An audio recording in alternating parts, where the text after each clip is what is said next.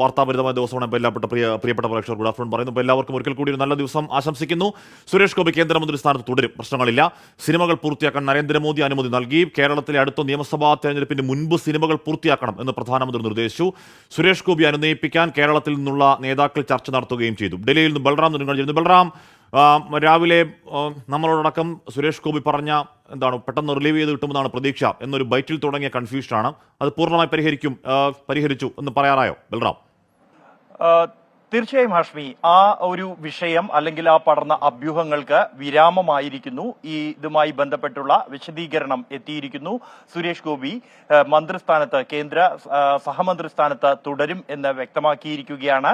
അദ്ദേഹം നേരത്തെ അദ്ദേഹത്തെ കേന്ദ്രമന്ത്രിയാകാൻ ആവശ്യം അദ്ദേഹത്തിന് മുന്നിൽ BJPയുടെ കേന്ദ്ര നേതൃത്വം മുന്നോട്ട് വെച്ച ഘട്ടത്തിൽ തന്നെ താൻ മന്ത്രിയാകാൻ ഇല്ല എന്നും ഏറ്റെടുത്ത സിനിമകൾ പൂർത്തിയാക്കാനുണ്ട് എന്ന കാരണവും അദ്ദേഹം വിശദീകരിച്ചിരുന്നു. ഇതിനെ തുടർന്നാണ്, ഇതിന്റെ ഒരു പശ്ചാത്തലത്തിലാണ് അദ്ദേഹം നേരത്തെ നടത്തിയ ഈ പരാമർശം, അതായത് അദ്ദേഹം തന്നെ എത്രയും വേഗം ഒഴിവാക്കുമെന്ന് പ്രതീക്ഷിക്കുന്നു എന്ന പരാമർശം. ആ ഒരു പശ്ചാത്തലത്തിന്റെ അടിസ്ഥാനത്തിലാണ് അദ്ദേഹം നടത്തിയത്. എന്നാൽ അതിന് മറ്റു പല വ്യാഖ്യാനങ്ങളും ഉണ്ടായ ഒരു പശ്ചാത്തലത്തിലാണ് ഇതിന് വിശദീകരണം ഇക്കാര്യത്തിൽ ഉണ്ടായിരിക്കുന്നത്. പ്രധാനമന്ത്രിയുമായി അദ്ദേഹം സംസാരിക്കുകയും നിലവിൽ ഏറ്റെടുത്ത സിനിമകൾ പൂർത്തിയാക്കാൻ അദ്ദേഹത്തിന് സമയം നൽകുകയും ചെയ്തിരിക്കുകയാണ്. വരുന്ന 2026 നിയമസഭാ തിരഞ്ഞെടുപ്പിന് മുമ്പായി തന്നെ ഏറ്റെടുത്ത സിനിമകൾ പൂർത്തിയാക്കാനാണ് അദ്ദേഹത്തിന് പ്രധാനമന്ത്രി നിർദ്ദേശം നൽകിയിരിക്കുന്നത്. അതിനുവേണ്ടിയുള്ള ശ്രമങ്ങളായിരിക്കും അദ്ദേഹത്തിന്റെ ഭാഗത്തു നിന്നും ഇനിയുണ്ടാകുക. അദ്ദേഹം കേന്ദ്ര സഹമന്ത്രി സ്ഥാനത്ത് തുടർന്നുകൊണ്ട് തന്നെ ആ ഏറ്റെടുത്ത സിനിമകൾ അദ്ദേഹം പൂർത്തിയാക്കും. പ്രധാനമന്ത്രി മന്ത്രിയാകാനില്ല എന്ന് നേരത്തെ നേതൃത്വത്തെ പലതവണ അറിയിച്ചെങ്കിലും പ്രധാനമന്ത്രി അതിന് അനുവാദം നൽകിയില്ല. സുരേഷ് ഗോപി മന്ത്രിസഭയിൽ ഉണ്ടാകണം എന്ന് പ്രധാനമന്ത്രി നരേന്ദ്രമോദി അടക്കം ഉള്ളവർ നിർബന്ധം പിടിക്കുകയായിരുന്നു. തുടർന്നാണ് അദ്ദേഹത്തോട് വിട്ടുവീഴ്ച ഇല്ല എന്നും ഡൽഹിയിലെത്തി സത്യപ്രതിജ്ഞ ചെയ്ത് കേന്ദ്രമന്ത്രിയായി അധികാരം ഏറ്റെടുക്കാൻ ആവശ്യപ്പെടുകയും ചെയ്യുകയായിരുന്നു. ഇതനുസരിച്ചാണ് ഇന്നലെ അദ്ദേഹം ഡൽഹിയിലെത്തി സത്യപ്രതിജ്ഞ ചെയ്തത്. എന്തായാലും ഏറ്റെടുത്ത സിനിമകൾ താൻ പൂർത്തീകരിക്കും എന്ന് സുരേഷ് ഗോപി വ്യക്തമാക്കിയിരിക്കുകയാണ്. 2026 നിയമസഭാ തെരഞ്ഞെടുപ്പിന് മുമ്പായി ഈ ചിത്രങ്ങൾ പൂർത്തിയാക്കി പൂർണ്ണമായും സജ്ജനാകാൻ ഉള്ള തീരുമാനത്തിലാണ് കേന്ദ്രമന്ത്രി സുരേഷ് ഗോപി. ഓക്കെ, ബൽറാം നെടുങ്ങാടിയാണ് ആ വാർത്തയുടെ വിവരങ്ങൾ നൽകിയത്. രാവിലെ നമ്മളോട് സംസാരിക്കുമ്പോൾ സുരേഷ് ഗോപി പറഞ്ഞത് അങ്ങനെ ഒരു ആവശ്യം ഉന്നയിച്ചിരുന്നില്ല. അത് എന്ന് പറഞ്ഞാൽ ഈ സിനിമകൾ പൂർത്തിയാക്കുക ഒരു പ്രയോറിറ്റിയാണ് എന്ന നിലയ്ക്ക് തന്നെ സുരേഷ് ഗോപി പറഞ്ഞു. അതിലൊരു ഉറപ്പ് കിട്ടുന്നു സുരേഷ് ഗോപിക്ക്. കേന്ദ്രമന്ത്രിയെ തുടരാനാണ് ഇപ്പോൾ സുരേഷ് ഗോപിയുടെ തീരുമാനം. കേന്ദ്ര സഹമന്ത്രി സ്ഥാനം തികച്ചും അപ്രതീക്ഷിതമെന്ന് പറയുന്നു ജോർജ് കുര്യൻ 24നോട്. കേരളത്തിന്റെ വികസനത്തിനായി സംസ്ഥാന സർക്കാരുമായി സഹകരിച്ച് പ്രവർത്തിക്കും. കേരളത്തിൽ എയിംസ് സ്ഥാപിക്കാനുള്ള ശ്രമങ്ങൾ നടത്തുമെന്നും ജോർജ് കുര്യൻ പറഞ്ഞു.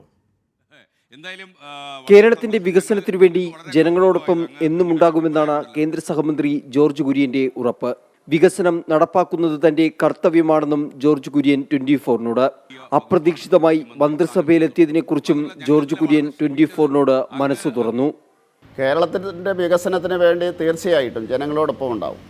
ഒരു സ്റ്റേക്ക് ഹോൾഡേഴ്സ് എന്ന് പറയും, അത് ജനപ്രതിനിധികൾ, മന്ത്രിമാർ, അവരാണല്ലോ ഈ വികസനത്തിൻ്റെ സ്റ്റേക്ക് ഹോൾഡേഴ്സ്.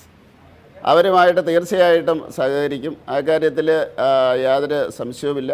സംസ്ഥാനത്തെ ധനപ്രതിസന്ധിയിൽ കേന്ദ്രവും കേരളവും ഇടഞ്ഞു നിൽക്കുന്ന സാഹചര്യത്തിൽ സംസ്ഥാന സർക്കാരുമായി സഹകരിച്ച് മുന്നോട്ടു പോകുമെന്നും കാലാകാലങ്ങളായുള്ള എയിംസ് എന്ന ആവശ്യം യാഥാർത്ഥ്യമാക്കാൻ പരിശ്രമിക്കുമെന്നും ജോർജ് കുര്യൻ വ്യക്തമാക്കി. ഭർത്താവിന് ലഭിച്ച നേട്ടം ആദരവോടും സന്തോഷത്തോടു കൂടിയും കാണുന്നുവെന്ന ഭാര്യ അന്നമ്മയും 24നോട് പ്രതികരിച്ചു.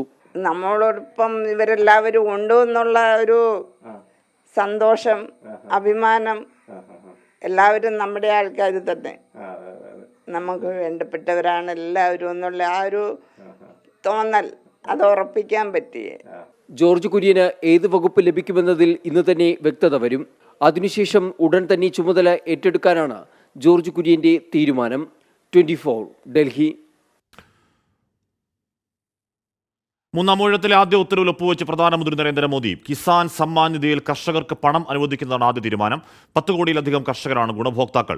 ബൽറാം നെടുങ്ങാടി വിവരങ്ങൾ വച്ചിരുന്നു. ബൽറാം, നേരത്തെ പോലെയല്ല, UP-യിലടക്കം നേരിട്ട കനത്ത തിരിച്ചടിയുടെ ഒരു പശ്ചാത്തലം കൂടിയുണ്ട്. അപ്പോൾ അനുനയിപ്പിക്കാനുള്ള ശ്രമങ്ങളുടെ ഭാഗമായുള്ള ചില തീരുമാനങ്ങൾ കൂടി ആദ്യ മന്ത്രിസഭാ യോഗത്തിൽ പ്രതീക്ഷിച്ചൂടെ? ഹഷ്മി, ഇന്ന് വൈകിട്ട് 5 മണിക്ക് പ്രധാനമന്ത്രി നരേന്ദ്രമോദിയുടെ വസതിയിൽ ചേരുന്ന ആദ്യ മന്ത്രിസഭാ യോഗം നിർണായകമാകും. പല സുപ്രധാന തീരുമാനങ്ങളും ആദ്യ മന്ത്രിസഭാ യോഗത്തിൽ ഉണ്ടാകും എന്ന് തന്നെയാണ് ലഭ്യമാകുന്ന സൂചനകൾ. അതിൽ ഏറ്റവും പ്രധാനപ്പെട്ടത് പ്രധാനമന്ത്രി ആവാസ് യോജനയുമായി ബന്ധപ്പെട്ട് ആ പദ്ധതിയുടെ ഗുണഭോക്താക്കളുടെ എണ്ണം വർദ്ധിപ്പിക്കാനും പദ്ധതി തുക വർദ്ധിപ്പിക്കാനുമുള്ള നിർണായക തീരുമാനം ഇന്നത്തെ മന്ത്രിസഭാ യോഗത്തിൽ ഉണ്ടാകുമെന്നുള്ളതാണ്. ഇതടക്കം മറ്റ് ചില തീരുമാനങ്ങൾ കൂടി ഉണ്ടാകുമെന്നാണ് ഈ BJP ദേശീയ നേതൃത്വത്തിൽ നിന്നും ലഭിക്കുന്ന വിവരം. ഇന്ന് രാവിലെ 10:15 സൗത്ത് ബ്ലോക്കിലെ പ്രധാനമന്ത്രിയുടെ ഓഫീസിലെത്തിയ നരേന്ദ്രമോദി ചുമതല ഏറ്റെടുത്തു. 3-ാം തവണയും അധികാരമേൽക്കാൻ എത്തിയ നരേന്ദ്രമോദിക്ക് ഉജ്ജ്വല വരവേൽപ്പാണ് ലഭിച്ചത്. പ്രധാനമന്ത്രിയുടെ ഓഫീസിലെ ജീവനക്കാർ ഇടനാഴിയുടെ 2 വശവും നിന്നുകൊണ്ട് അദ്ദേഹത്തെ കൈയടിച്ച് ഓഫീസിലേക്ക് ആനയിക്കുകയായിരുന്നു. തുടർന്ന് ആദ്യ ഫയലിൽ അദ്ദേഹം ഒപ്പുവെച്ചു. കിസാൻ സമ്മാൻ നിധി പദ്ധതിയുമായി ബന്ധപ്പെട്ടുള്ള ഫയലിലാണ് അദ്ദേഹം ഒപ്പുവെച്ചത്. 20,000 കോടി രൂപ 9.3 കോടി കർഷകരിലേക്ക് വിതരണം ചെയ്യുന്നതിനുള്ള ഫയലിലാണ് അദ്ദേഹം ഒപ്പുവെച്ചിരിക്കുന്നത്. ഇന്ന് ചേരുന്ന മന്ത്രിസഭാ യോഗത്തിന് ശേഷം ഈ മന്ത്രിസഭാ യോഗ തീരുമാനങ്ങൾ പ്രഖ്യാപനവും ഉണ്ടാകും. കൂടാതെ ഈ മന്ത്രിമാരുടെ വകുപ്പുകളുമായി ബന്ധപ്പെട്ടുള്ള പ്രഖ്യാപനവും അല്പസമയത്തിനകം തന്നെ ഉണ്ടാകുമെന്നാണ് പ്രതീക്ഷിക്കുന്നത്. കഴിഞ്ഞ 2ാം മോദി മന്ത്രിസഭയിൽ പ്രധാന നിർണായക വകുപ്പുകൾ വഹിച്ച മന്ത്രിമാർ, മുതിർന്ന നേതാക്കൾ എല്ലാം തന്നെ തങ്ങളുടെ വകുപ്പുകളിൽ തന്നെ തുടരും എന്നാണ് ലഭ്യമാകുന്ന സൂചന. രാജ്നാഥ് സിംഗ് പ്രതിരോധ മന്ത്രി സ്ഥാനത്തും ആഭ്യന്തരമന്ത്രി സ്ഥാനത്ത് അമിത്ഷയും വിദേശകാര്യമന്ത്രി സ്ഥാനത്ത് S ജയശങ്കറും തുടരും എന്ന സൂചനയാണ് നമുക്ക് ലഭിക്കുന്നത്.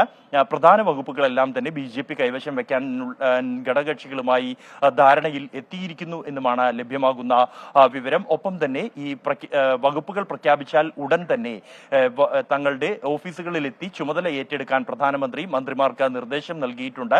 100 ദിന കർമ്മ പദ്ധതി തയ്യാറാക്കിയിട്ടുണ്ട്. ആ കർമ്മ പദ്ധതിക്ക് അനുസൃതമായിക്കൊണ്ട് നീക്കങ്ങൾ നടത്താനുള്ള നിർദ്ദേശമാണ് പ്രധാനമന്ത്രിയുടെ ഭാഗത്തു നിന്നും ഉണ്ടായിരിക്കുന്നത്. ഒപ്പം തന്നെ ഈ 18ാം ലോക്സഭയുടെ ആദ്യ സമ്മേളനം ഈ മാസം 18 ആരംഭിക്കും എന്നാണ് ലഭ്യമാകുന്ന സൂചനകൾ. അതിനായുള്ള കൂടിയാലോചനകൾ നടന്നു വരികയാണ്. 18-19 ദിവസങ്ങളിൽ അംഗങ്ങളുടെ സത്യപ്രതിജ്ഞ നടക്കും. 20-ന് സ്പീക്കറുടെ തെരഞ്ഞെടുപ്പ് നടക്കും. തുടർന്ന് 21-ന് സംയുക്ത സമ്മേളനം ആരംഭിക്കാനാണ് നിലവിൽ തീരുമാനിച്ചിരിക്കുന്നത്. അതിനായുള്ള ആലോചനകൾ ഇപ്പോൾ പുരോഗമിക്കുകയാണ്. ഹാഷ്മി, 3-ാം നരേന്ദ്രമോദി സർക്കാരിന്റെ ആദ്യ ക്യാബിനറ്റ് യോഗം ഇന്നാണ്. ചില ജനപ്രിയ തീരുമാനങ്ങൾ പ്രഖ്യാപിക്കപ്പെടുന്നു. അതിൽ പ്രധാനം കിസാൻ സമ്മാൻ നിധിയിലേക്കുള്ള പണമടക്കം കുറച്ച് തീരുമാനങ്ങൾ വൈകിട്ടത്തേക്ക് അറിയാം. 3-ാം നരേന്ദ്രമോദി സർക്കാരിലെ മന്ത്രിമാരുടെ വകുപ്പുകൾ ഇന്നറിയാം. പ്രതിരോധ ആഭ്യന്തര വകുപ്പുകളിൽ മാറ്റമുണ്ടായേക്കില്ല. ജോർജ് കുര്യൻ ന്യൂനപക്ഷ വിദേശകാര്യ സഹമന്ത്രിയായേക്കും. ഔദ്യോഗിക ചുമതലകൾ ഏറ്റെടുത്ത പ്രധാനമന്ത്രി കിസാൻ സമ്മാൻ നിധിയിൽ നിന്ന് കർഷകർക്ക് പണം അനുവദിക്കുന്ന ഫയലാണ് ആദ്യം ഒപ്പുവെച്ചത്. ഇന്ന് വൈകിട്ട് ആദ്യ മന്ത്രിസഭാ യോഗം ചേരും. തുടർച്ചയായി 3-ാം തവണ ചുമതല ഏറ്റെടുക്കാനെത്തിയ നരേന്ദ്രമോദിക്ക് പ്രധാനമന്ത്രിയുടെ ഓഫീസിലെ ജീവനക്കാർ ഉജ്ജ്വല സ്വീകരണം നൽകി.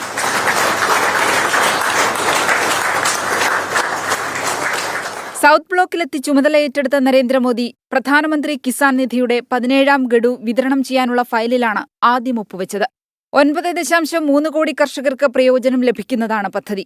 കേന്ദ്രമന്ത്രിസഭയുടെ ആദ്യ യോഗം ഇന്ന് വൈകിട്ട് 5-ന് പ്രധാനമന്ത്രിയുടെ ഔദ്യോഗിക വസതിയിൽ ചേരും. പ്രധാനമന്ത്രി ആവാസ് യോജന പദ്ധതിയുമായി ബന്ധപ്പെട്ട പ്രഖ്യാപനം മന്ത്രിസഭായോഗത്തിന് ശേഷം ഉണ്ടാകുമെന്നാണ് സൂചന. മറ്റു ചില നിർണായക തീരുമാനങ്ങളും മന്ത്രിസഭായോഗത്തിലുണ്ടാകും. മന്ത്രിമാരുടെ വകുപ്പുകൾ സംബന്ധിച്ചുള്ള പ്രഖ്യാപനവും ഉടനുണ്ടാകും. ഉത്തരവാദിത്തം ആത്മാർത്ഥതയോടെ നിറവേറ്റുമെന്ന് കേന്ദ്രമന്ത്രി ചിരാഗ് പാസ്വാൻ 24-നോട് പറഞ്ഞു.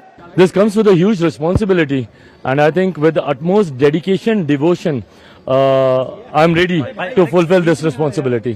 എല്ലാ സംസ്ഥാനങ്ങളിലും വികസനത്തിനായി പ്രവർത്തിക്കുമെന്ന് ബംഗാൾ BJP അധ്യക്ഷനും കേന്ദ്രമന്ത്രിയുമായ സുഗന്ധ Majumdar 24-നോട്. Great honor to work with Modi ji because the Modi ji is a excellent visionary, and already our government showed that for last 2 consecutive span that it is so keen to do the development. My state obviously priority will be there, but a minister, central minister is the minister of the whole country. വകുപ്പുകൾ പ്രഖ്യാപിച്ചാൽ ഉടൻ ചുമതല ഏറ്റെടുത്ത 100 ദിന കർമ്മ പദ്ധതി സാക്ഷാത്കരിക്കാൻ ലക്ഷ്യം വെച്ച് പ്രവർത്തിക്കണമെന്ന് പ്രധാനമന്ത്രി മന്ത്രിമാർക്ക് നിർദ്ദേശം നൽകിയിട്ടുണ്ട്. 18ാം ലോക്സഭയുടെ ആദ്യ സമ്മേളനം ജൂൺ 18-ന് ആരംഭിച്ചേക്കും. ജൂൺ 18, 19 തീയതികളിൽ MPമാരുടെ സത്യപ്രതിജ്ഞയും 20-ന് സ്പീക്കർ തെരഞ്ഞെടുപ്പും ഉണ്ടാകുമെന്നാണ് സൂചന. ജൂൺ 21-ന് ഇരുസഭകളുടെയും സംയുക്ത സമ്മേളനം ആരംഭിച്ചേക്കും. 24 ഡൽഹി. പ്രധാന വകുപ്പുകൾ BJP കൈവശം വെക്കുകയാണെന്ന് പറഞ്ഞാൽ പ്രതിരോധം, ഫിനാൻസ്, ആഭ്യന്തരം, വിദേശകാര്യം തുടങ്ങിയ പ്രധാനപ്പെട്ട വകുപ്പുകൾ ബി ജെ പി തന്നെ കൈവശം വെക്കുന്നു. അതിൽ ആ പോർട്ട്ഫോളിയോകളിലും കാര്യമായ കാതലായ മാറ്റം ഉണ്ടാവില്ല. ആഭ്യന്തരം അമിത്ഷാ തന്നെ, പ്രതിരോധം രാജ്നാഥ് സിംഗ് തന്നെ, ഫിനാൻസ് ആരാണ്, നിർമ്മലാ സീതാരാമൻ തന്നെയാണോ എന്ന കാര്യമൊക്കെയാണ് ഇനിയുള്ള ആകാംക്ഷ. അത് വൈകിട്ടതോടെ രാഷ്ട്രപതിയുടെ വിജ്ഞാപനം വരുമ്പോൾ അറിയാം. ഇതിനോടകം അത് തീരുമാനമായിരിക്കുന്നു. അത് രാഷ്ട്രപതിയുടെ വിജ്ഞാപനത്തിലൂടെയാണ് സാധാരണഗതിയിൽ അറിയുക. അതുവരെ കാത്തിരിക്കാം. ക്യാബിനറ്റ് പദവിയുള്ള കേന്ദ്ര മന്ത്രിപദം നിഷേധിക്കപ്പെട്ടതോടെ കടുത്ത അതൃപ്തിയിൽ NCP അജിത് പവാർ വിഭാഗം. എതിർപ്പ് BJP നേതൃത്വത്തെ അറിയിച്ചു കഴിഞ്ഞു. മന്ത്രിസ്ഥാനവും കിട്ടാതായതോടെ പാർട്ടിക്കുള്ളിലും അജിത് പവാർ പ്രതിരോധത്തിലാവുകയാണ്. അത് തുടക്കത്തിലെ കല്ലുകടി എന്ന് പറയേണ്ടി വരും. അജിത് പവാറിന്റെ NCPക്ക് രാജ്യസഭയിലും ലോക്സഭയിലും ഓരോ പേരുണ്ട്. ഇതിൽ രാജ്യസഭയിൽ നിന്നുള്ള പ്രഫുൽ പട്ടേലിന് മന്ത്രിസ്ഥാനം വാങ്ങി നൽകാനായിരുന്നു നീക്കം. പക്ഷേ എത്ര സമ്മർദ്ദം ചെലുത്തിയിട്ടും സഹമന്ത്രി പദത്തിന് മുകളിൽ പ്രതീക്ഷിക്കേണ്ടെന്ന് BJP നേതൃത്വം അറിയിച്ചു. മുൻ കേന്ദ്രമന്ത്രിയെ തനിക്ക് അത് അപമാനമാണെന്ന് പ്രഫുൽ പട്ടേൽ നിലപാടെടുത്തു. എന്നാൽ കാത്തിരിക്കേണ്ടി വരുമെന്ന് BJPയും. ഇതോടെയാണ് മന്ത്രിസഭയിൽ അജിത് പവാറിന് പ്രതിനിധി ഇല്ലാതെ പോയത്. എന്നാൽ പ്രഫുലിനെ മാത്രം മന്ത്രിസ്ഥാനത്തേക്ക് പരിഗണിച്ചതിൽ പാർട്ടിയുടെ ഏക ലോക്സഭാ MPയായ സുനിൽ തത്കരെ തർക്കിച്ചെന്നും വിവരമുണ്ട്. ലോക്സഭാ തെരഞ്ഞെടുപ്പിലുണ്ടായ അവഗണനയും കാലുവാരലും ഒപ്പം കേന്ദ്ര മന്ത്രിസഭയിലും ഇടമില്ലെന്ന് വന്നതോടെ പാർട്ടിക്കുള്ളിൽ കടുത്ത ആശങ്ക പ്രകടമാണ്. അജിത് പവാർ പക്ഷത്ത് ഭാവിയില്ലെന്ന് കരുതുന്ന നേതാക്കൾ ശരത് പവാർ പക്ഷവുമായി ആശയവിനിമയം നടത്തുന്നുമുണ്ട്. എന്നാൽ നിയമസഭാ തെരഞ്ഞെടുപ്പിൽ കൂടുതൽ സീറ്റും സംസ്ഥാന മന്ത്രിസഭാ വികസനത്തിൽ കൂടുതൽ അവസരവും വാഗ്ദാനം ചെയ്ത് പ്രതിരോധം തീർക്കുകയാണ് അജിത് പവാർ. 24 മുംബൈ. ഇവിടെ ഗ്യാസ് വില കുറയുമോ തങ്കമ്പോൾ ചോദിക്കുന്നുണ്ട്. തൊഴിലില്ലായ്മയ്ക്ക് പരിഹാരം ഉണ്ടോ എന്ന് പ്രേക്ഷകൻ ചോദിക്കുന്നു. ഇന്ധന വില കുറയുമോ എന്ന് നേരത്തെ പെട്രോൾ ഡീസൽ വില ഇന്ന് കുറയും എന്ന് പറയുന്നുണ്ട്. അപ്പോൾ അത്തരത്തിലുള്ള ജനങ്ങൾക്ക് ആശ്വാസമാകുന്ന തീരുമാനങ്ങൾ ഉണ്ടാകുമോ എന്നതൊക്കെ നമുക്ക് ഇപ്പോഴറിയില്ല. അത് നമുക്ക് കാത്തിരുന്ന് കാണേണ്ട കാര്യമാണ്. എന്തായാലും തൃശ്ശൂരിലെ K മുരളീധരന്റെ തോൽവിയിലും DCC ഓഫീസിലെ കൂട്ടത്തല്ലും നടപടി. ജില്ലാ കോൺഗ്രസ് അധ്യക്ഷൻ ജോസ് വള്ളൂരും UDF ജില്ലാ ചെയർമാൻ MP വിൻസെന്റും പദവി ഒഴിഞ്ഞു. സംസ്ഥാന നേതൃത്വത്തിന്റെ നിർദ്ദേശപ്രകാരമാണ് ഇരുവരും പദവി ഒഴിഞ്ഞത്. രാജിവെച്ച നേതാക്കളെ പിന്തുണച്ച ഒരു വിഭാഗം പ്രവർത്തകർ രംഗത്ത് വന്നു. സൂരജ് സജിയാണ് വിവരങ്ങൾ വെച്ചിരുന്നത്. സൂരജ്, അന്നുണ്ടായ ഒരു വലിയ അടിയിലേക്ക് പോയില്ലെങ്കിലും അടിയോളം എത്തി, കയ്യാങ്കളിയോളം ഇന്നും എത്തി. അവർ പ്രശ്നപരിഹാരം സാധ്യമാകുമോ സൂരജ്?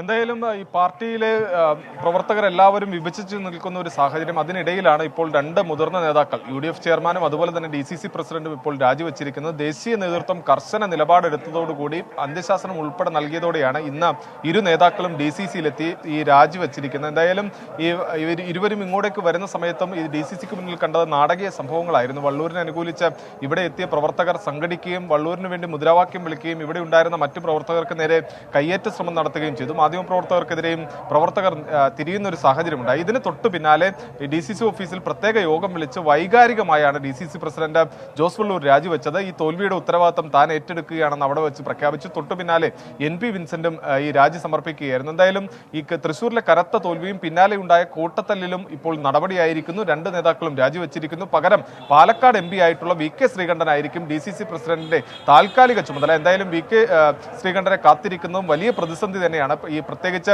ഛിന്ന ഭിന്നമായി നിൽക്കുന്ന പാർട്ടി പ്രവർത്തകർ മൂന്നാം സ്ഥാനത്തേക്ക് കോൺഗ്രസ് ജില്ലയിൽ തള്ളപ്പെട്ടിരിക്കുന്നു. ഈ സമയത്ത് എല്ലാവരെയും ചേർത്ത് നിർത്തിക്കൊണ്ട് സംഘടനയുടെ പഴയ ശക്തി വീണ്ടെടുക്കുക എന്ന ശ്രമകരമായ ദൗത്യമാണ് ഇപ്പോൾ ഈ VK ശ്രീകണ്ഠന് മുന്നിലും നിലനിൽക്കുന്ന കാശ്മീർ. ഓക്കെ, സൂരജ് സജിയാണ് ആ വാർത്തയുടെ വിവരങ്ങൾ നൽകിയത്. എന്ന് പറഞ്ഞാൽ ആശ്വാസകരമല്ലാത്ത രീതിയിലുള്ള കൂട്ടേടി അവിടെ കണ്ടു. ഇന്നിപ്പോൾ കയ്യാങ്കളി കണ്ടു. രണ്ടുപേരുടെ കൂട്ടരാജി കണ്ടു. അപ്പോൾ ആ രാജിയിൽ പ്രശ്നപരിഹാരം ഉണ്ടാകുമോ എന്നുള്ള കാര്യം നോക്കി അറിയേണ്ടതാണ്. എന്തായാലും KPC നേതൃത്വം എങ്ങനെയാണ് ആ പ്രശ്നങ്ങളെ നോക്കിക്കാണുന്നത് എന്നുകൂടി അറിയാനുണ്ട്.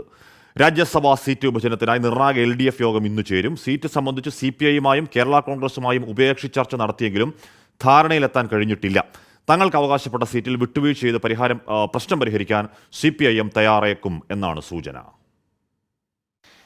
രാജ്യസഭാ സീറ്റ് വിഭജനം കീറാമുട്ടിയായി തുടരുന്നതിനിടെയാണ് LDF യോഗം ഇന്ന് വൈകുന്നേരം ചേരുന്നത്. സീറ്റിനായി CPIയും കേരള കോൺഗ്രസും അവകാശവാദം ഉന്നയിച്ചതാണ് പ്രതിസന്ധിക്കിടയാക്കിയത്. ഇതിൽ വിട്ടുവീഴ്ച വേണ്ടെന്നാണ് ഇരു പാർട്ടികളുടെയും നിലപാട്. സീറ്റ് വിട്ടു നൽകാനാകില്ലെന്ന ഉഭയകക്ഷി ചർച്ചയിൽ CPI കടുത്ത നിലപാടെടുത്തു. സീറ്റ് നൽകിയില്ലെങ്കിൽ കേരള കോൺഗ്രസ് മുന്നണി വിട്ടേക്കുമെന്ന ആശങ്ക CPIM നേതൃത്വത്തിനുണ്ട്. ലോക്സഭാ തെരഞ്ഞെടുപ്പിന് പിന്നാലെ മുന്നണിയിൽ കൊഴിഞ്ഞുപോക്കുണ്ടാകുന്നത് തിരിച്ചടിയാകുമെന്ന് നേതൃത്വം വിലയിരുത്തുന്നു. തങ്ങൾക്ക് അവകാശപ്പെട്ട സീറ്റിൽ വിട്ടുവീഴ്ചയ്ക്ക് CPIM തയ്യാറായേക്കുമെന്നാണ് സൂചന. കാലാവധി നിശ്ചയിച്ചുകൊണ്ട് സീറ്റ് പങ്കുവെക്കുന്നതുൾപ്പെടെ ഇന്ന് ചേരുന്ന മുന്നണി യോഗം ചർച്ച ചെയ്യും. ഇതിനിടെ കേന്ദ്ര നേതൃത്വത്തിലെ ആരെയെങ്കിലും ഒഴിവ് വരുന്ന സീറ്റിൽ രാജ്യസഭയിലേക്ക് അയക്കണമെന്ന ചർച്ചയും CPIMൽ ഉയർന്നിട്ടുണ്ട്. 24 Thiruvananthapuram. H D Kumaraswamy NDA സർക്കാരിൽ മന്ത്രിയായി സത്യപ്രതിജ്ഞ ചെയ്തതോടെ കേരള JDSൽ പ്രതിസന്ധി രൂക്ഷം. പുതിയ സംസ്ഥാന പാർട്ടി രൂപീകരിക്കാൻ ആലോചന നടക്കുന്നുണ്ടെങ്കിലും ഒരു വർഷമായി തീരുമാനമായിട്ടില്ല. വിഷയമായുധമാക്കാനാണ് UDFന്റെ നീക്കം. JDS ദേശീയ നേതൃത്വം NDAയുടെ ഭാഗമായതോടെയാണ് കേരള JDSൽ തലവേദന തുടങ്ങിയത്. ദേശീയ നേതൃത്വത്തിന്റെ നിലപാടിനൊപ്പം ഇല്ല എന്ന് പറഞ്ഞുകൊണ്ട് കേരളത്തിൽ LDFൽ തുടരുകയായിരുന്നു സംസ്ഥാന JDS. ഇതിനിടെ CK നാണു അടക്കമുള്ളവർ സംസ്ഥാന നേതൃത്വത്തിന്റെ നിലപാടിനെതിരെ രംഗത്ത് വന്ന് പ്രതിസന്ധി ഘടിപ്പിച്ചു. ഇതോടെ Mathew T Thomas, K Krishnankutty അടക്കമുള്ളവർ സംസ്ഥാനത്ത് പുതിയ പാർട്ടി രൂപീകരിക്കുമെന്ന് പ്രഖ്യാപിച്ചു.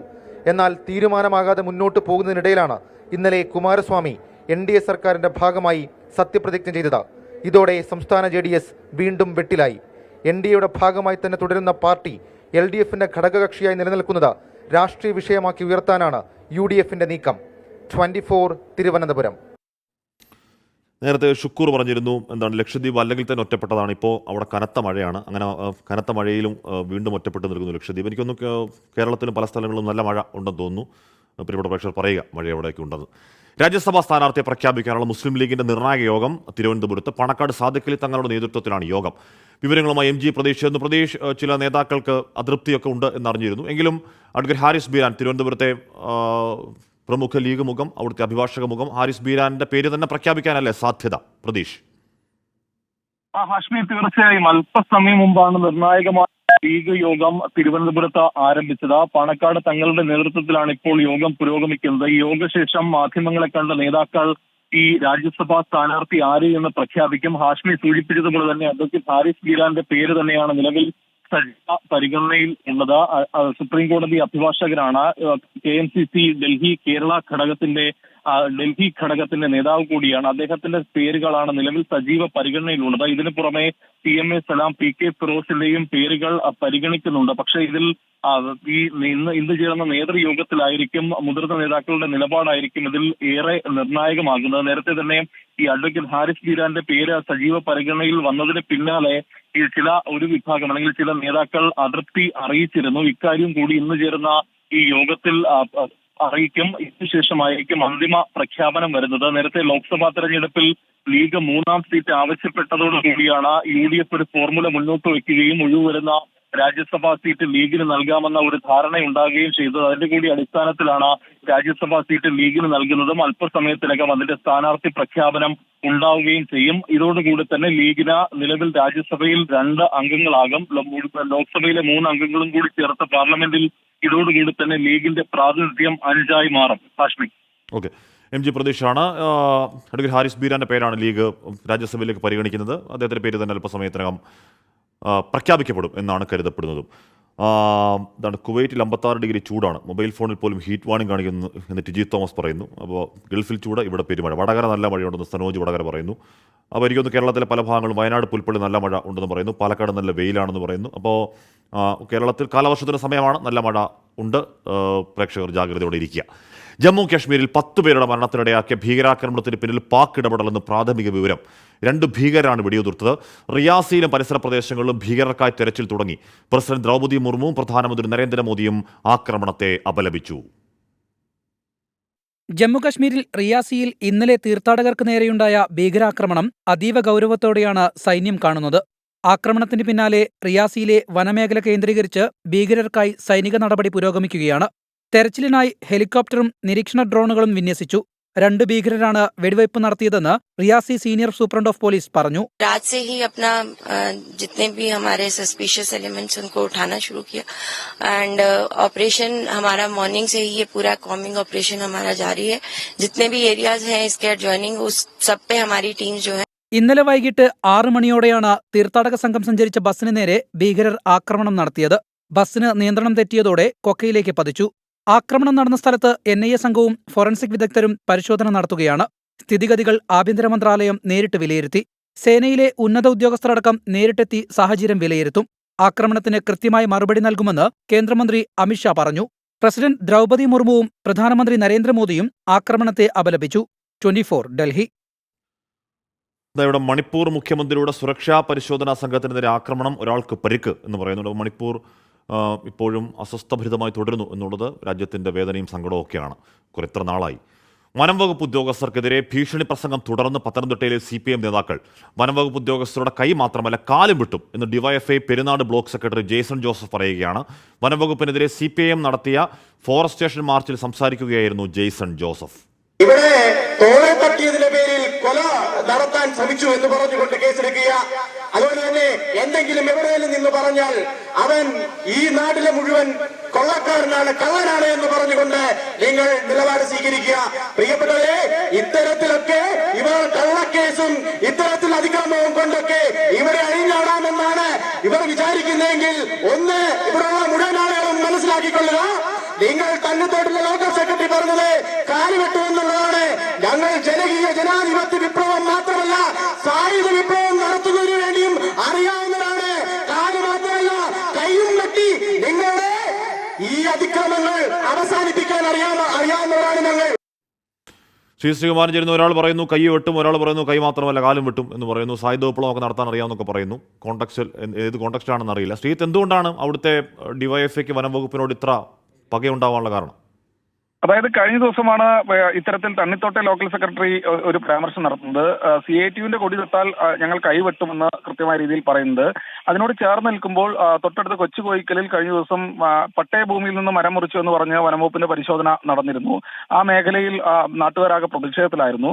ആ സമയത്താണ് ഒരു തർക്കം നടക്കുന്നതും ഒരു വീഡിയോ പുറത്തു വരുന്നു, വനംവകുപ്പിന് തടയുന്ന അടക്കമുള്ള ഒരു വീഡിയോ പുറത്തു വരുന്നതും. അതിന്റെ ഭാഗമായാണ് കൊച്ചുകോയിക്കൽ ഫോറസ്റ്റ് സ്റ്റേഷൻ ഓഫീസിലേക്ക് ഒരു മാർച്ച് നടന്നത്. അതിന്റെ ഭാഗമായി ഡിവൈഎഫ്ഐയുടെ പെരുന്നാട് ബ്ലോക്ക് സെക്രട്ടറി ജെയ്സൺ ജോസഫ് അവിടുത്തെ CPIMന്റെ ഏരിയ കമ്മിറ്റി അംഗം കൂടിയാണ്. ജെയ്സൺ ഇത്തരത്തിലുള്ള പരാമർശം നടത്തുന്നത്. വനംവകുപ്പ് ഉദ്യോഗസ്ഥർ ഇനിയും ഇത്തരത്തിലുള്ള പരിപാടികൾ തുടർന്നു കഴിഞ്ഞാൽ തണ്ണിത്തോട്ട ലോക്കൽ സെക്രട്ടറി വരുന്നത് കൈ മാത്രമല്ല കാലും വെട്ടിയെടുക്കും എന്നാണ് ജെയ്സൺ പറയുന്നത്. ഇത് കൂടാതെ ഒരു കാര്യം കൂടി പറയുന്നുണ്ട്.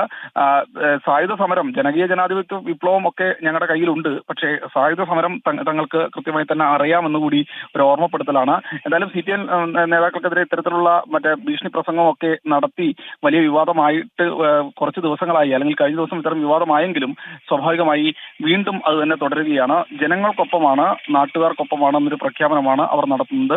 സ്വാഭാവികമായി ഇത്തരത്തിലുള്ള വിവാദ പ്രസംഗങ്ങൾക്കെതിരെ കേസെടുക്കണമെന്ന് ആവശ്യപ്പെട്ട് ഇന്നും SPA ഫോറസ്റ്റ് ഉദ്യോഗസ്ഥരുടെ സംഘടന കണ്ടിരുന്നു. പക്ഷേ ഇതുവരെ കേസെടുക്കാൻ തയ്യാറായിട്ടില്ല. ഹാഷ്മി, ഉദ്യോഗസ്ഥർ കൈവെട്ടും കാലുവെട്ടും എന്താണ് വേണ്ടി വന്നാൽ തലയും വെട്ടും എന്നൊക്കെ ഒരു പഴയ മുദ്രാവാക്യമുണ്ട്. എന്ന മട്ടിൽ സായുധ വിപ്ലവം നടത്തുമെന്നൊക്കെ പറയുന്നത് ശരിയല്ല എന്ന് പറയുമ്പോൾ തന്നെ എന്തുകൊണ്ടാണ് വനം വകുപ്പിനെതിരെ അവർ അത്തരത്തിൽ പറയുന്നത്? വനം വകുപ്പ് ഉദ്യോഗസ്ഥരുടെ ഭാഗത്ത് അങ്ങനെ എന്തെങ്കിലും കടുത്ത എതിർപ്പ് ഉയർത്തുന്ന എന്തെങ്കിലും നടപടി ഉണ്ടായിട്ടുണ്ടോ എന്നുകൂടി പരിശോധിക്കേണ്ടതാണ്. ആ പ്രശ്നം അവിടെ രമ്യമായി പരിഹരിക്കപ്പെടട്ടെ എങ്ങനെയാണെങ്കിലും. വരുന്ന പ്രധാനപ്പെട്ട ഒരു വാർത്ത, തദ്ദേശ വാർഡ് വിഭജന ബില്ല് 5 മിനിറ്റിൽ അതിവേഗം പാസ്സാക്കിയ നിയമസഭ സബ്ജക്ട് കമ്മിറ്റിക്ക് വിടും എന്നായിരുന്നു നേരത്തെ അജണ്ട. അതിൽ പോലും ഭേദഗതി വരുത്തി ബില്ല് പാസ്സാക്കിയെന്ന് അറിയാൻ കഴിയുന്നു. സബ്ജക്ട് കമ്മിറ്റിക്ക് വിടാതെ ബില്ല് പാസ്സാക്കുന്ന അത്യസാധാരണ ഘട്ടങ്ങളിലാണ്. പ്രതിപക്ഷം സഹകരിക്കാത്തതുകൊണ്ടാണെന്ന് പറയുന്നുണ്ട് മന്ത്രി MP രാജേഷ്.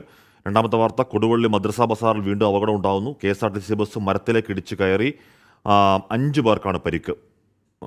പരിക്കേറ്റ ഡ്രൈവർ അടക്കമുള്ള 5 പേരെ കൊടുവള്ളിയിലെ സ്വകാര്യ ആശുപത്രിയിൽ പ്രവേശിപ്പിക്കുകയും ചെയ്തു. ഓക്കെ, പുതിയ ബാർകോഡ് ആരോപണത്തിൽ വിജിലൻസ് അന്വേഷണം ആവശ്യപ്പെട്ട് നിയമസഭ സ്തംഭിപ്പിക്കുന്നു പ്രതിപക്ഷം. പണപ്പിരിവ് പോലീസ് അന്വേഷിച്ചില്ലെന്നും ശബ്ദരേഖ എങ്ങനെ പുറത്തു വന്നു എന്നതിൽ മാത്രമാണ് അന്വേഷണമെന്നും പ്രതിപക്ഷം ആരോപിക്കുകയാണ്. മദ്യനയത്തിൽ പ്രാഥമിക ചർച്ചകൾ പോലും നടത്തിയിട്ടില്ലെന്നും ജനിക്കാത്ത കുഞ്ഞിന്റെ പേരിലുള്ള വ്യാജ വിവാദമെന്നും മന്ത്രി MP രാജേഷ് മറുപടി നൽകി. പോലീസ് അന്വേഷണം തടസ്സപ്പെടുത്താനാണ് പ്രതിപക്ഷം ശ്രമിക്കുന്നതെന്ന് മുഖ്യമന്ത്രി കുറ്റപ്പെടുത്തി. മദ്യനയം അനുകൂലമാക്കാൻ പണപ്പിരിവ് നിർദ്ദേശിച്ചുള്ള ബാറുടമയുടെ ശബ്ദരേഖയാണ് പ്രതിപക്ഷം നിയമസഭയിൽ ഉയർത്തിയത്. ക്രൈംബ്രാഞ്ച് അന്വേഷണം അഴിമതിയിലേക്ക് കൺ തുറന്നില്ല എന്നും എക്സൈസ് വകുപ്പിൽ ടൂറിസം വകുപ്പ് കൈകടത്തുന്നുവെന്നും അടിയന്തര പ്രമേയത്തിന് അവതരണാനുമതി തേടിയ റോജി M. ജോൺ ആരോപിച്ചു. സർ, ഒരു കാര്യം മനസ്സിലായോ? അങ്ങയുടെ ഡിപ്പാർട്ട്മെന്റിൽ മദ്യനയത്തിന്റെ അവിടെ കുഞ്ഞ് ജനിക്കുകയും ചെയ്തു. ഇനി അതിന്റെ അച്ഛനാരാണെന്ന് അന്വേഷിച്ചാൽ മതി സർ. വേറെ ആളുകളാണ് വന്ന് ഇത് കാര്യങ്ങൾ നടത്തിക്കൊണ്ടിരിക്കുന്നത്. ഇതൊക്കെ ശ്രദ്ധിക്കണ്ടേ അമ്പാനെ? ഇതൊക്കെ ശ്രദ്ധിക്കണ്ടേ? മദ്യനയവുമായി ബന്ധപ്പെട്ട ഔദ്യോഗിക ചർച്ചകൾ സർക്കാർ ആരംഭിച്ചിട്ടില്ലെന്നും അഴിമതിയുടെ കുരുക്ക് മുറുക്കാൻ കഴിയുന്ന കഴുത്തുകൾ പ്രതിപക്ഷ ഭാഗത്താണ് ഉള്ളതെന്നും എക്സൈസ് മന്ത്രി MP രാജേഷിന്റെ മറുപടി. നിങ്ങൾ ഈ കുരുക്കും കൊണ്ട് നടക്കാൻ തുടങ്ങിയിട്ട് നിങ്ങൾക്ക് വേണ്ടി കുരുക്ക് മുറുക്കാൻ പുറത്തു വേറെ കുറെ പേരുണ്ടല്ലോ. കുരുക്ക് മുറുക്കൽ തലക്കെട്ടുകൾ സൃഷ്ടിക്കുന്ന ആളുകളുണ്ടല്ലോ. നിങ്ങൾ അതെ ഭാഗം ഞാൻ എനിക്കതാ നിങ്ങളോട് പറയാനുള്ളത്. ഇത്തരം ഈ കുരുക്കുകളുമായി ഇവിടെ കഴുത്തന്വേഷിച്ച് നടന്നിട്ട് കാര്യമില്ല. അതിന് പാകമായ കഴുത്തുകൾ അപ്പുറത്ത് ധാരാളമുണ്ട് എന്ന് ഞാൻ നിങ്ങളെ ഓർമ്മിപ്പിക്കുകയാണ്. കെട്ടിച്ചമച്ച കഥയാണ് പ്രതിപക്ഷത്തിന്റേതെന്ന് മുഖ്യമന്ത്രി. സർ, ഇവിടെ ഇല്ലാത്തൊരു കാര്യം കെട്ടിച്ചമച്ച് ഇവിടെ എന്തോ സംഭവിക്കുന്നു എന്നൊരു പ്രതീതി ഉണ്ടാക്കാനാണ് പ്രതിപക്ഷം ശ്രമിച്ചുകൊണ്ടിരിക്കുന്നത്. അതിൻ്റെ ഭാഗമായി കെട്ടിച്ചമച്ച ഒരു വാദഗതിയാണ് ഇപ്പോൾ ബഹുമാനായ പ്രതിപക്ഷ നേതാവ് ഉന്നയിച്ചിരിക്കുന്നത്. കാലം കണക്ക് ചോദിക്കുകയാണെന്ന് പ്രതിപക്ഷ നേതാവ്. അന്ന് പറഞ്ഞ ഈ അന്വേഷണം ഞങ്ങൾക്ക് സ്വീകാര്യമല്ല. അന്ന് PC ആക്ടിന്റെ വകുപ്പനുസരിച്ച് കേസെടുത്തേ മതിയാവൂ. അത് ഞങ്ങൾ നിരന്തരമായ നിയമസഭയ്ക്കകത്തും പുറത്തും നിരന്തരമായ സമരത്തിലേക്ക് കേരളത്തിലെ പ്രതിപക്ഷം കടക്കുകയാണ്. അടിയന്തര പ്രമേയത്തിന് അവതരണാനുമതി നിഷേധിച്ചതോടെ നടുത്തളത്തിലിറങ്ങി പ്രതിഷേധിച്ച പ്രതിപക്ഷം സഭാ നടപടികൾ സ്തംഭിപ്പിച്ചു. 24 തിരുവനന്തപുരം. രാമന് പറയുന്നത് അവിടെയും അമ്പാൻ എന്ന് പറയുന്നത്. അപ്പോൾ അമ്പാൻ്റെ കാലമാണ്, അമ്പാൻ്റെയും രംഗണ്ണൻ്റെയും കാലമാണ്. പൂക്കോട് വെറ്റിനറി കോളേജ് വിദ്യാർത്ഥി ജയ സിദ്ധാർത്ഥന്റെ മരണവുമായി ബന്ധപ്പെട്ട് കേസ് CBI കൈമാറുന്നത് വൈകിയതിൽ ഉദ്യോഗസ്ഥ വീഴ്ച ന്യായീകരിച്ച മുഖ്യമന്ത്രി. ഏതെങ്കിലും ഉദ്യോഗസ്ഥർ 2-3 ദിവസം അന്വേഷണം വൈകിപ്പിച്ചു എന്ന് കരുതി ഗൂഢാലോചന എന്ന് പറയാൻ കഴിയില്ല എന്നായിരുന്നു മുഖ്യമന്ത്രിയുടെ ന്യായീകരണം. മെഡിക്കൽ കോളേജുകളിലെ ചികിത്സാ പിഴവിൽ ഉടൻ തന്നെ നടപടിയെടുത്തെന്ന് ആരോഗ്യമന്ത്രി നിയമസഭയെ അറിയിച്ചു. കൽപ്പറ്റ MLA T സിദ്ദിഖാണ് സിദ്ധാർത്ഥന്റെ മരണം സഭയിൽ ഉന്നയിച്ചത്. CBI അന്വേഷണത്തിനുള്ള നടപടിക്രമങ്ങൾ വൈകിപ്പിച്ചിട്ടുണ്ടോ എന്നായിരുന്നു ചോദ്യം. മാതാപിതാക്കളുടെ പരാതി ലഭിച്ച ദിവസം തന്നെ CBI അന്വേഷണത്തിന് ശുപാർശ ചെയ്തുവെന്ന് മുഖ്യമന്ത്രിയുടെ മറുപടി. ചില ഉദ്യോഗസ്ഥർക്ക് ജാഗ്രത കുറവുണ്ടായി എന്ന് മുഖ്യമന്ത്രി സമ്മതിച്ചു. അന്വേഷണം വൈകിപ്പിക്കുന്നതിനുള്ള ശ്രമങ്ങൾ ഒന്നും തന്നെ സർക്കാരിൻ്റെ ഭാഗത്തു നിന്നും ഉണ്ടായിട്ടില്ല. എന്നാൽ നടപടിക്രമങ്ങൾ പൂർത്തിയാക്കുന്നതിൽ ചില ഉദ്യോഗസ്ഥർക്ക് ജാഗ്രത കുറവുണ്ടായി എന്ന് കണ്ടതിനാൽ ആഭ്യന്തര വകുപ്പിലെ 3 ഉദ്യോഗസ്ഥരെ സർവീസിൽ നിന്ന് സസ്പെൻഡ് ചെയ്തിരുന്നു. സസ്പെൻഡ് ചെയ്യപ്പെട്ടവർ നൽകിയ വിശദീകരണം പരിശോധിച്ച ശേഷം സർവീസിൽ തിരികെ പ്രവേശിപ്പിച്ചിരുന്നു. മെഡിക്കൽ കോളേജുകളിൽ ആവർത്തിക്കുന്ന ചികിത്സാ പിഴവിനെ പറ്റി ആരോഗ്യമന്ത്രിയും വിശദീകരിച്ചു. സർ, ഒരു കാര്യം വളരെ എടുത്തു പറയാനായിട്ട് ആഗ്രഹിക്കുന്നു. സർ, ചികിത്സയിൽ ഉണ്ടാകുന്ന പിഴവ് തെറ്റായി തന്നെ കാണും, കർശനമായി തന്നെ നടപടി സ്വീകരിക്കും. സ്വകാര്യ ആശുപത്രികളിലും ചികിത്സാ പിഴവുണ്ടെന്നും സർക്കാർ ആശുപത്രികൾ മുഴുവൻ മോശമെന്ന നിലയിൽ പ്രചാരണം നടക്കുന്നുവെന്നും മന്ത്രി കുറ്റപ്പെടുത്തി. വിപണി ഇടപെടലായി കേന്ദ്രത്തിന്റെ ഒരു സഹായവും ലഭിക്കുന്നില്ലെന്ന് ഭക്ഷ്യ സിവിൽ സപ്ലൈസ് വകുപ്പ് മന്ത്രി GR അനിൽ സഭയിൽ പറഞ്ഞു. സപ്ലൈകോ ജീവനക്കാരുടെ ശമ്പളം ഇന്നും നാളെയുമായി കൊടുത്തു തീർക്കുമെന്നും മന്ത്രി നിയമസഭയെ അറിയിച്ചു. 24 തിരുവനന്തപുരം. പ്രതിപക്ഷ ബഹളത്തിനിടെ തദ്ദേശ വാർഡ് വിഭജന ബില്ല് നിയമസഭ പാസാക്കി സബ്ജക്ട് കമ്മിറ്റിക്ക് വിടുമെന്നായിരുന്നു അജണ്ട. അസാധാരണ ഘട്ടങ്ങളിലാണ് സബ്ജക്ട് കമ്മിറ്റിക്ക് വിടാതെ ബില്ല് പാസാക്കുന്നത്. വിവരങ്ങളുമായി ഷഫീദ് റാവുത്തർ ചേരുന്നു. ഷഫീദ്, പ്രതിപക്ഷ സഹകരണം ഇല്ലാത്തതുകൊണ്ട് എന്നാവില്ലേ സ്വാഭാവിക പ്രതികരണം അല്ലെങ്കിൽ സ്വാഭാവിക ന്യായീകരണം? ഷഫീദ്, ഇതൊരു അസാധാരണ നടപടിയെ നമുക്കിതിനെ കാണാൻ കഴിയും. കാരണം സാധാരണഗതിയിൽ നിയമസഭയിൽ വരുന്ന ഒരു ബില്ല് അത് സബ്ജക്ട് കമ്മിറ്റിക്ക് വിടും എന്നുള്ളതാണ് അതിന്റെ സാധാരണ നടപടിക്രമം. ഇത്തവണയും ഈ തദ്ദേശ വാർഡ് വിഭജന ബില്ല് അത് സബ്ജക്ട് കമ്മിറ്റിക്ക് വിടുമെന്നായിരുന്നു അജണ്ടയിൽ ഉണ്ടായിരുന്നത്. എന്നാൽ അതിൽ പോലും ഭേദഗതി വരുത്തിയാണ് ഇപ്പോൾ ഈ ബില്ല് പാസ്സാക്കിയിട്ടുള്ളത്. സബ്ജക്ട് കമ്മിറ്റിക്ക് വിടാതെ ബിൽ പാസ്സാക്കുന്നത് അത്യസാധാരണ ഘട്ടങ്ങളിലാണ്. പ്രത്യേകിച്ച് ഇക്കാര്യത്തിൽ വാർത്താ സമ്മേളന സമയത്ത് തദ്ദേശ മന്ത്രിയോട് നമ്മൾ ഇതുമായി ബന്ധപ്പെട്ട കാര്യങ്ങൾ ചോദിച്ചപ്പോൾ അദ്ദേഹം ഇക്കാര്യത്തിൽ പറഞ്ഞത് അത് മാറ്റങ്ങളില്ല. അതായത് നേരത്തെയും ഈ കോവിഡ് സമയത്ത് ഈ ബില്ല് നിയമസഭയിൽ കൊണ്ടുവന്നതാണ്, അതിൽ കാര്യമായ മാറ്റമില്ല. അതുകൊണ്ട് തന്നെ സബ്ജക്ട് കമ്മിറ്റിക്ക് വിടണമെന്ന് നിർബന്ധമില്ല. മാത്രമല്ല ഇക്കാര്യത്തിൽ പ്രതിപക്ഷത്തോട് അനൌദ്യോഗികമായ കമ്മ്യൂണിക്കേഷൻ നടത്തിയിരുന്നു. പക്ഷേ ആ കമ്മ്യൂണിക്കേഷനിൽ ഏതെങ്കിലും തരത്തിലുള്ള എതിർപ്പ് പ്രതിപക്ഷത്തിനുണ്ട് എന്ന് പ്രതിപക്ഷവും അറിയിച്ചില്ല. ഈ സാഹചര്യത്തിലാണ് അല്ലെങ്കിൽ പ്രതിപക്ഷം അക്കാര്യത്തിൽ ആ രീതിയിൽ സഹകരിക്കാത്തത് കൊണ്ടാണ് ഈ വളരെ അതിവേഗം ഈ ബില്ല് പാസ്സാക്കാൻ തീരുമാനിച്ചത് എന്നുള്ളതാണ് മന്ത്രി MP രാജേഷിന്റെ ഇക്കാര്യത്തിലെ വിശദീകരണം. എന്തായാലും 5 മിനിറ്റിലാണ് തദ്ദേശ വാർഡ് വിഭജന ബില്ല് നിയമസഭ പാസ്സാക്കിയിട്ടുള്ളത്. ഓക്കെ, ഷഫീദ് റാവുത്തറാണ്. തദ്ദേശ വാർഡ് വിഭജന ബില്ലാണ് ഞൊടിയിടയിൽ പാസ്സാക്കിയത്. സബ്ജക്ട് കമ്മിറ്റി ഒന്നും വിട്ടില്ല, അജണ്ടയിൽ ഭേദഗതി അടക്കം വരുത്തിയാണ് അത് വിട്ടത്. ഇപ്പോൾ മുസ്ലിം ലീഗ് നേതാക്കൾ ഒരുപക്ഷെ രാജ്യസഭാ സ്ഥാനാർത്ഥി പ്രഖ്യാപനമാകണം. മുസ്ലിം ലീഗിൻ്റെ സ്ഥാനാർത്ഥി ആരായിരിക്കണം എന്നുള്ളതിനെ കുറിച്ച് മുസ്ലിം ലീഗിൻ്റെ ഉന്നത നേതാക്കളുമായി MLA-മാരും ഒക്കെ നമ്മൾ അതിൻ്റെ കൂടിയാലോചന നടത്തുകയുണ്ട്. അപ്പോൾ എല്ലാവരും ഒറ്റക്കെട്ടായി തന്നെ ഒരു അഭിപ്രായത്തിൽ എത്തിയിട്ടുണ്ട്. അത് ഡൽഹിയിൽ മുതിർന്ന അഭിഭാഷകൻ, ഇന്ത്യൻ ലോയേഴ്സ് ഫോറത്തിൻ്റെ പ്രസിഡന്റ്, ഓൾ ഇന്ത്യ KMCCയുടെ പ്രസിഡന്റ് കൂടിയാണ് VK ഹാരിസ് ബീര. അദ്ദേഹത്തെയാണ് മുസ്ലിം ലീഗ് UDF സ്ഥാനാർത്ഥിയായിട്ട് അവതരിപ്പിക്കുന്നത്. അദ്ദേഹത്തിൻ്റെ പേര് ഇവിടെ പ്രഖ്യാപിക്കുകയാണ്.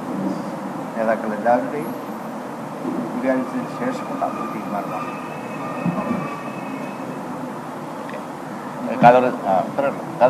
We have already announced the decision. You want to say? Okay.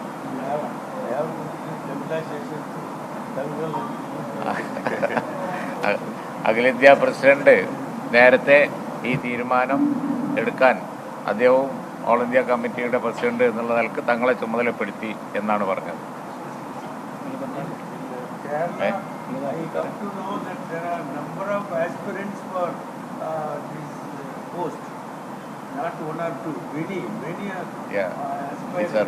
They are also deserving and they are capable also.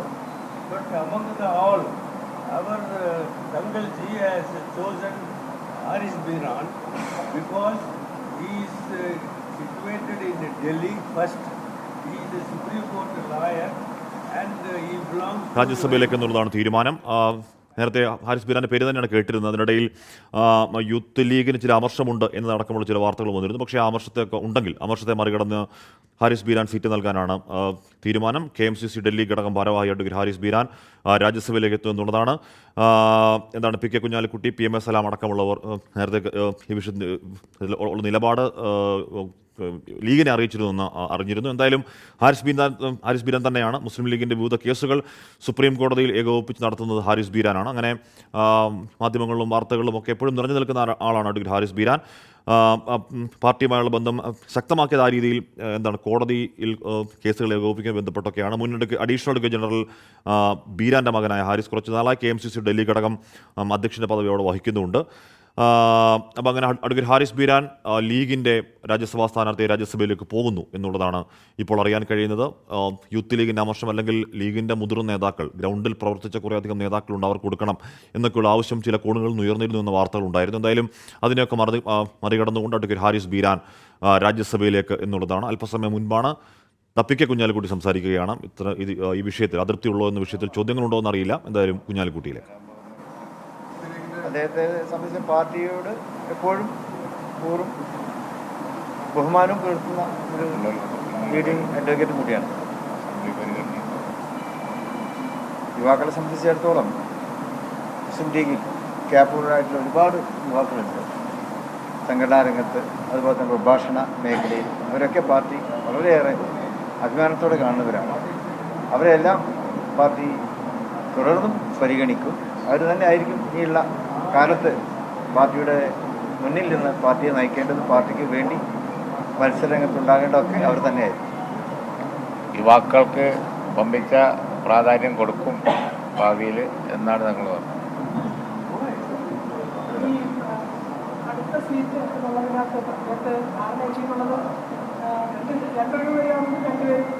അല്ല, ലീഗിന് രണ്ട് സീറ്റ് ഉണ്ടാവും. അത് സംബന്ധിച്ചൊക്കെയുള്ള ക്ലാരിഫിക്കേഷൻ നേരത്തെ പറഞ്ഞതാണല്ലോ. ആ ഡിസ്കഷൻ നമുക്ക് ഇപ്പോൾ വേണ്ടത്ര സമയമുണ്ട്. ലീഗിന് 2 സീറ്റ് ഉണ്ടാവും. അതിൻ്റെ ഡേറ്റ് കാര്യമൊക്കെ അനുസരിച്ച് നോക്കിയിട്ട് പറയാം. Okay, thank you. സുപ്രീം കോടതി അഭിഭാഷകൻ അഡ്വക്കേറ്റ് ഹാരിസ് ബീരാൻ മുസ്ലിം ലീഗിന്റെ രാജ്യസഭാ സ്ഥാനാർത്ഥി. PMS സലാമിന്റെ പേരടക്കം അവസാന ചർച്ചകളിലേക്ക് വന്നിരുന്നതാണ്.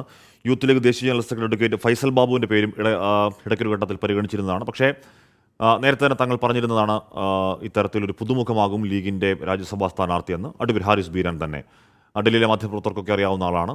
അപ്പോൾ ലീഗുമായി ബന്ധപ്പെട്ട വ്യവഹാരങ്ങളിൽ അവിടെ നിറഞ്ഞു നിന്ന അവിടുത്തെ KMCCയുടെ ഭാരവാഹി, അവിടുത്തെ പാർട്ടിയുടെ ഭാരവാഹിയൊക്കെയായ ഹാരിസ് ബീരാൻ രാജ്യസഭാ സ്ഥാനാർത്ഥി. ലീഗിന്റെ രാജ്യസഭാ സ്ഥാനാർത്ഥി അഡ്വക്കേറ്റ് ഹാരിസ് ബീരാൻ നേരത്തെ വാർത്താ സമ്മേളന സ്ഥലത്തേക്ക് എത്തി. ഹാരിസ് ബീരാൻ സംസാരിക്കുകയാണ്. അദ്ദേഹത്തിന്റെ വാക്കുകളിൽ ഇന്നത്തെ ഒരു സാഹചര്യം എന്ന് പറയുന്നത് ഭരണഘടനയെ സംരക്ഷിക്കാനുള്ള ഒരു സാഹചര്യമാണ് പാർലമെന്റിൽ നമ്മളുടെയൊക്കെ ഒരു ദൗത്യം എന്ന് പറയുന്നത്. ഈ ഭരണഘടന അവിടെ സംരക്ഷിക്കപ്പെട്ട് കഴിഞ്ഞാൽ പിന്നെ നമുക്ക് ഇതിനകത്തൊന്നും പേടിക്കേണ്ട ഒരു ആവശ്യവുമില്ല. അപ്പോൾ ആ ഒരു ദൗത്യവുമായിട്ട് മുന്നോട്ട് പോകാനാണ് പാർട്ടി എനിക്ക് നിർദ്ദേശം നൽകുന്നത്. പാർട്ടി എന്നിൽ വിശ്വാസം അർപ്പിച്ചിരിക്കണം. ആ വിശ്വാസം കാത്തു സംരക്ഷിക്കേണ്ട ഒരു ബാധ്യതയും എനിക്കുണ്ട്. ആ കാത്തു സംരക്ഷിക്കാനുള്ള എല്ലാ കാര്യങ്ങളും ആയിട്ടുമായി മുന്നോട്ട് പോകും എന്ന് മാത്രം ഞാൻ പറയും.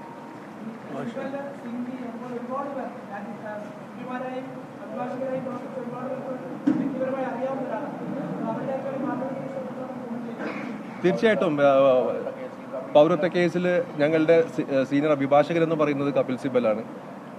അപ്പോൾ തീർച്ചയായിട്ടും അവരുടെയൊക്കെ മാർഗനിർദ്ദേശം ഞാൻ നേടുന്നതായിരിക്കും. അതെനിക്കൊരു മുതൽക്കൂട്ടായിട്ട് തന്നെ ആണെന്നാണ് ഞാൻ കരുതുന്നത്.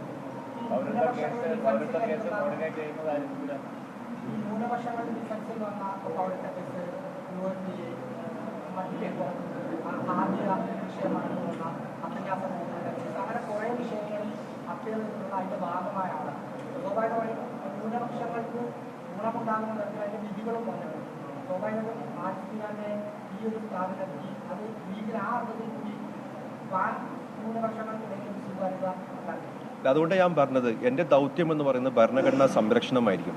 ഭരണഘടനയെ സംരക്ഷിക്കാത്ത സമയത്താണ് ഇങ്ങനത്തെ കേസുകൾ വരുന്നതും ആ കേസുകളിലൂടെ നമുക്ക് വിജയങ്ങൾ ഉണ്ടാകുന്നതും. എന്തുകൊണ്ടാണ് നമുക്ക് വിജയങ്ങൾ ഉണ്ടാകുന്നത്? ഭരണഘടനാ ലംഘനം നടന്നിട്ടുണ്ട് എന്ന് കോടതി കണ്ടെത്തുമ്പോഴാണ് ഇങ്ങനെ വിജയങ്ങൾ ഉണ്ടാകുന്നത്. അപ്പോൾ അതുകൊണ്ട് ഞാൻ ആദ്യം തന്നെ പറഞ്ഞത്, ബഹുമാനപ്പെട്ട തങ്ങൾ എനിക്ക് തന്നിരിക്കുന്ന നിർദ്ദേശം എന്ന് പറയുന്നത് തന്നെ ഭരണഘടനയെ സംരക്ഷിക്കുക, അതിനു വേണ്ടിയിട്ടാണ് നിങ്ങളെ വിടുന്നത്. ആ വിശ്വാസം കാത്ത് സംരക്ഷിക്കുക.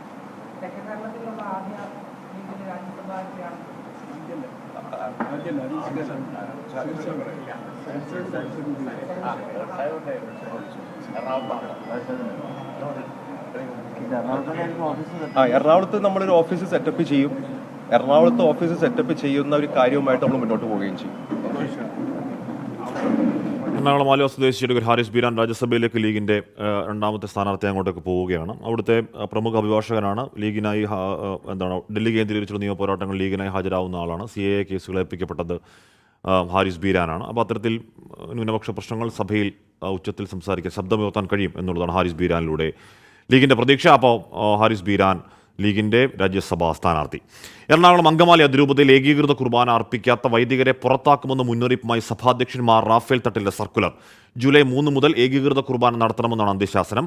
സഭാ അധ്യക്ഷന്റെ സർക്കുലർ കൊടുംചതിയുടെ അടയാളം എന്ന് പറയുകയാണ് വിമത വൈദികർ. മാർപ്പാപ്പയുടെ ഓഫീസിൽ നിന്നുള്ള അന്തിമ നിർദ്ദേശപ്രകാരമാണ് പുതിയ സർക്കുലർ. സെന്റ് തോമസ് ദിനം മുതൽ അങ്കമാലി അതിരൂപതയിലെ പള്ളികളിൽ ഏകീകൃത കുർബാന ഉറപ്പാക്കണം. കുർബാന അർപ്പണം സംബന്ധിച്ച വൈദികരും വൈദിക വിദ്യാർത്ഥികളും ജൂലൈ 3 സത്യവാങ്മൂലം നൽകാനാണ് നിർദ്ദേശം. സിനഡ് കുർബാന അർപ്പിക്കാത്ത വൈദികരെ പുറത്താക്കേണ്ടി വരും.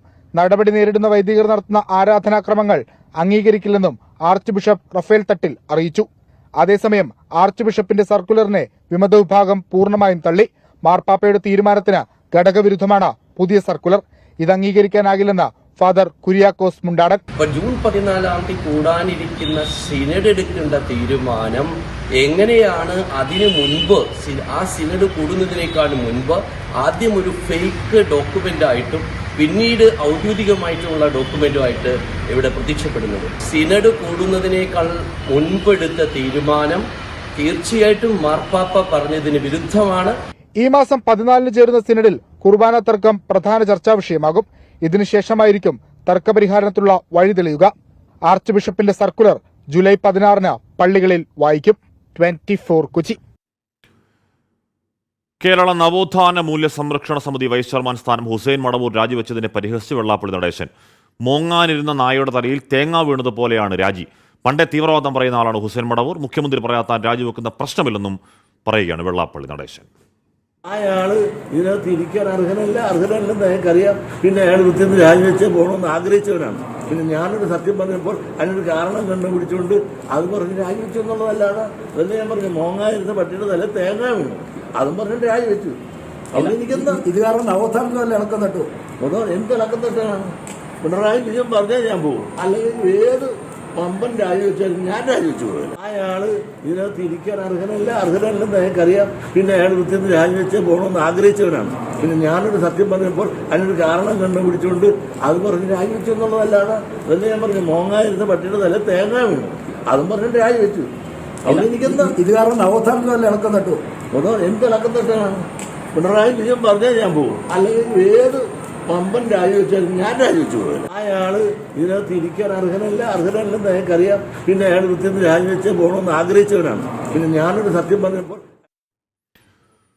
തീവ്രവാദ പരാമർശത്തിൽ വെള്ളാപ്പള്ളി നടേശന് മറുപടിയുമായി ഡോക്ടർ ഹുസൈൻ മടവൂർ. താൻ തീവ്രവാദം സംസാരിക്കുമെന്ന് ആരും പറയില്ല. വെള്ളാപ്പള്ളിക്ക് ആള് മാറിപ്പോയതാണ്. അദ്ദേഹത്തിന്റെ പ്രായം പരിഗണിച്ച് അത് വിവാദമാക്കുന്നില്ലെന്നും ഹുസൈൻ മടവൂർ 24-നോട് പറഞ്ഞു.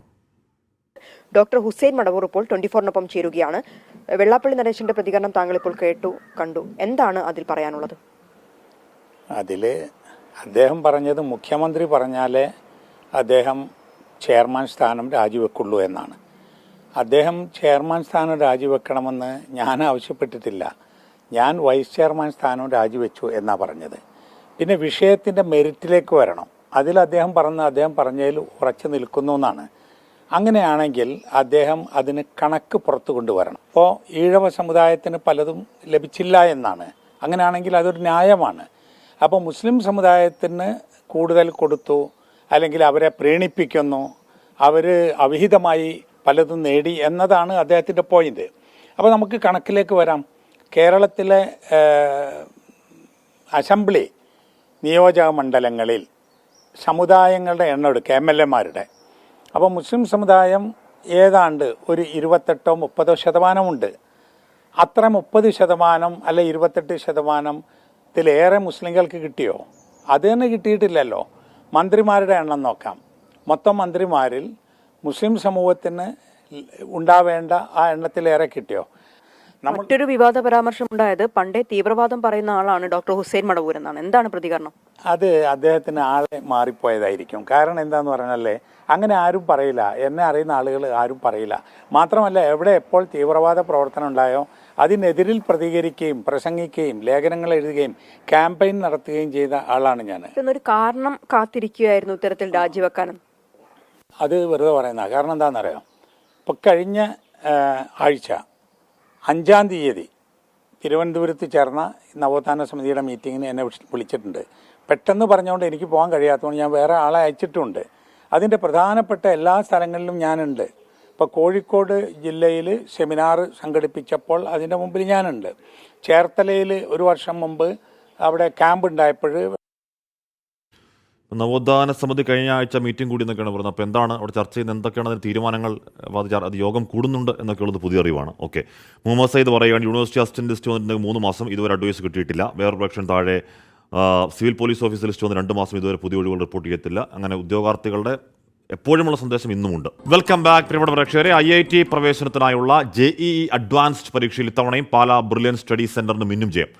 ബ്രില്യനിലെ നെവിൻ സിബി ദേശീയതലത്തിൽ 439-ാം റാങ്ക് സ്വന്തമാക്കി. 500ഓളം വിദ്യാർത്ഥികളാണ് ഇക്കുറി ബ്രില്യനിലെ പരിശീലനത്തിലൂടെ IIT പ്രവേശനത്തിന് യോഗ്യത നേടിയവർ. JEE അഡ്വാൻസ്ഡ് പരീക്ഷയിൽ ഈ വർഷവും പാലാ ബ്രില്യൻ സ്റ്റഡി സെന്ററിന് തിളക്കമാർന്ന നേട്ടം. ബ്രില്യന്റിലെ നെവിൻ സിബി ദേശീയതലത്തിൽ 439-ാം റാങ്ക് നേടി. ആലപ്പുഴ സ്വദേശി B സിബിച്ചന്റെയും റിൻസി സിബിച്ചന്റെയും മകനായ നെവിൻ NIT-കളിലേക്കുള്ള JEE മെയിൻ പരീക്ഷയിലും ഉന്നത വിജയം കരസ്ഥമാക്കിയിരുന്നു. കോഴിക്കോട് സ്വദേശി അസിൽ സെയ്ദ് എടയേക്കൽ കാറ്റഗറി വിഭാഗത്തിൽ ദേശീയതലത്തിൽ 26-ാം റാങ്ക് എന്ന അഭിമാന നേട്ടത്തിന് അർഹനായി. ഡോക്ടർ അൻവർ സാലിഹിന്റെയും അധ്യാപികയായ ഷാമില ബീഗത്തിന്റെയും മകനാണ് അസിൽ. ഹാഫിസ് റഹ്മാൻ 542, ഹരികൃഷ്ണ S 564, മുഹമ്മദ് അസീൽ 964, സിദ്ധാർത്ഥ് വത്സൻ 969 എന്നിവരാണ് ആദ്യ 1000 റാങ്കിനുള്ളിൽ ഇടം പിടിച്ച മിടുക്കർ. അഖിലേന്ത്യാ തലത്തിൽ ആദ്യ 5000 റാങ്കിനുള്ളിൽ 70 പേരും 10000 റാങ്കിനുള്ളിൽ 150-ലധികം വിദ്യാർത്ഥികളും ബ്രില്യന്റിൽ നിന്ന് ഇടം പിടിച്ചു. കേരളത്തിൽ നിന്ന് ഇത്തവണ IIT-കളിൽ അഡ്മിഷൻ നേടുന്നവരിൽ 90%-വും പാലാ ബ്രില്യന്റിലെ വിദ്യാർത്ഥികളാകും. 24 കോട്ടയം. RJD-യുമായി ഉപേക്ഷിച്ച ചർച്ച എന്നറിയുന്നു. രാജ്യസഭാ സീറ്റ് തർക്കത്തിൽ RJD ഉപേക്ഷിച്ച ചർച്ചയ്ക്ക് ക്ഷണിക്കുന്നു CPM. 3 മണിക്ക് AKG സെന്ററിലാണ് ചർച്ച. അതിനുശേഷം 4 മണിക്ക് LDF-ന്റെ ഇക്കാര്യത്തിലുള്ള യോഗവുമുണ്ട്. രാഹുൽ ഗാന്ധി മറ്റന്നാൾ വയനാട്ടിലെത്തും. രാഹുൽ ഗാന്ധിയുടെ സന്ദർശനത്തോടനുബന്ധിച്ച് UDF നിയമസഭാ മാർച്ചും UDF ഏകോപന സമിതി യോഗവും മാറ്റിവെച്ചു. രാഹുൽ ഗാന്ധി ഒരുപക്ഷെ റായ്ബറയിൽ തന്നെ നിലനിർത്തും. വയനാട് തൽക്കാലം വിടുകയാണ് എന്നൊക്കെയുള്ള സൂചനകൾക്കിടയിലാണ് രാഹുൽ ഗാന്ധി വയനാട്ടിലേക്ക് എത്തുന്നത്. ഒരു ദിവസം മൊത്തം വയനാട്ടിൽ രാഹുൽ എന്ന പരിപാടികളുണ്ട്. വലിയ സ്വീകരണമൊക്കെ വയനാട് നൽകും എന്ന കാര്യത്തിൽ തർക്കം വേണ്ട. ഓക്കെ, അപ്പോൾ പ്രിയപ്പെട്ട പ്രേക്ഷകരെ, നമ്മുടെ ഉച്ചവാർത്ത യാത്ര തൽക്കാലം പൂർണ്ണമാകുന്നു.